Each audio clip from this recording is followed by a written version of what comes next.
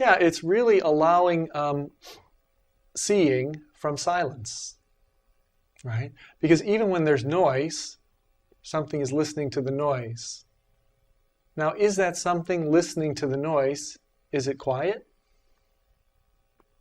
Or is it also noise? Probably it's silent.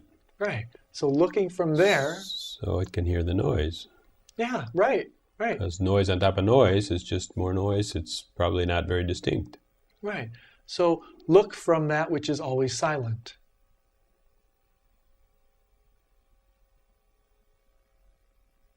Yeah.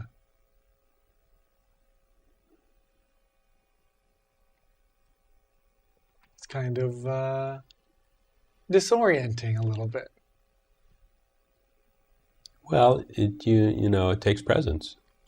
Yeah. I don't know if that's disoriented, but it's a different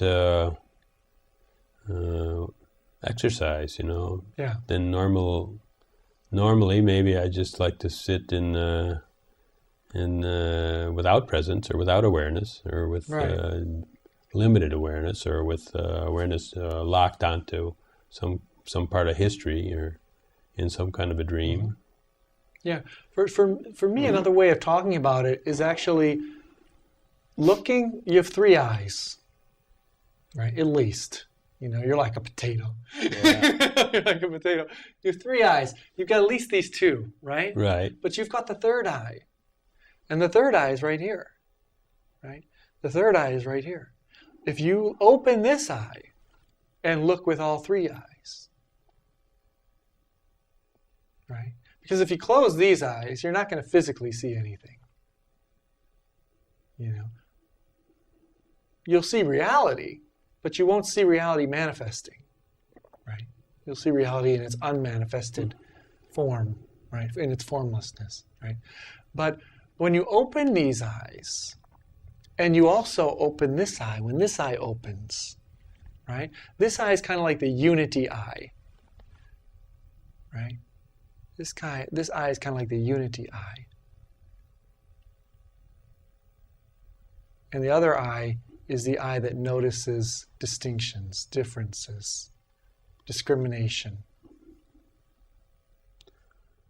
So I haven't really played with that, on my own. I've done exercises where people say focus on your third eye and so on, but maybe in a sense I never really got it. Mm-hmm.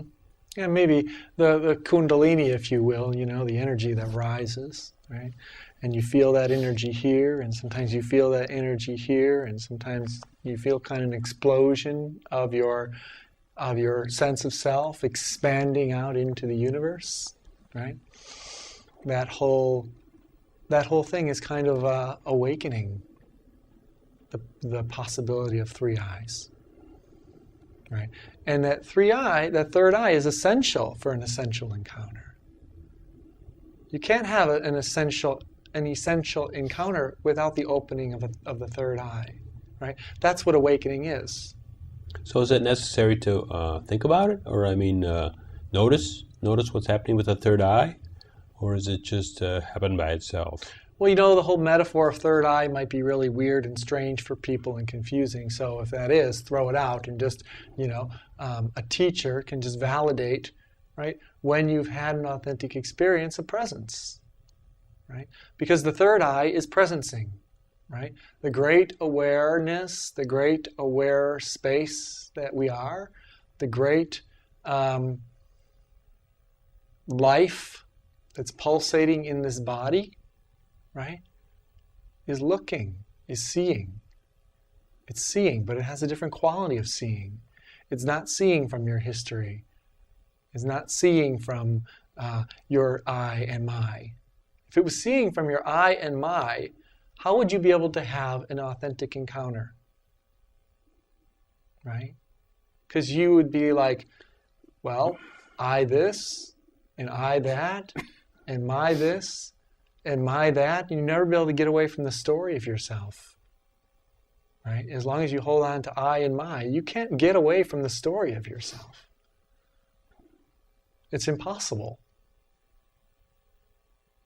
if you take everything that you associate with I and my experiences, my history, in other words, history, if you believe my you're at prejudices. stake, you're at stake because of this I and my, you know, this is important because this is who I am. Yeah. And so then it's set. Then your attention just goes right to that because that's where your risk is. Yeah. That's where you're at stake. And so that's where it is. It's like, I don't want to lose my I don't want to lose my I don't want to jump over into being free, right? I don't want it, because it's going to cost me this I and my. I place before you life or death.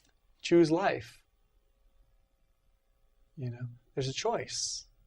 Choose life. It's not what people think it is. Necessarily, it's really choose the substratum that doesn't change. Choose life just means also life eternal. Yeah, choose the moment. Choose the moment. The moment is life. Be married to this moment. Right. Yesterday not the content of this moment. Yesterday and tomorrow are not life. No, and be married to this moment, not the content of this moment, because the content of this moment will change. Right? So there's not a lot of reliability or stability there. Be married to this moment because the content of this moment will change. Now that basically means don't lean on your own understanding and don't rely on other people for your happiness. Don't even rely on yourself for fulfillment. It's rely on the truth that doesn't come and doesn't go. What's eternal? That's Ramana's whole teaching. That which is not eternal is not worth having, he says.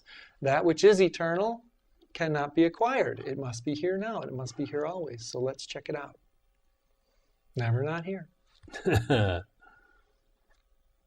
Yeah.